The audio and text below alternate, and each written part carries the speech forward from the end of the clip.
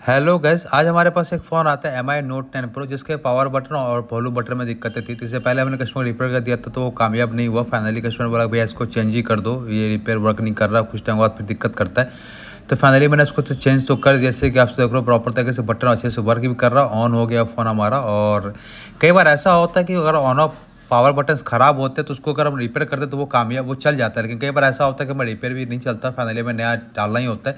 तो हम लोग कैसे सोचते हैं कस्टमर का पैसा बच जाए तो बस उसको रिपेयर करके दे देते हैं, लेकिन इस बार ऐसा हुआ नहीं।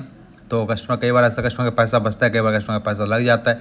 तो फाइनली यहाँ पे भी यही कंडीशन हुआ है कि मैंने सोचा था कस्टमर का पैसा बच जाएगा, इससे मैंने रिपेयर करके दे दिया था, लेकिन ऐसा कुछ हुआ नहीं, कस्टमर का पूरा पैसा लग गया।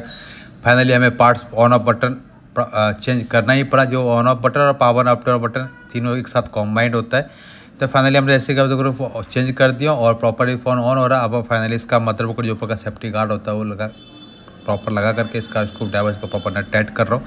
Please like comment.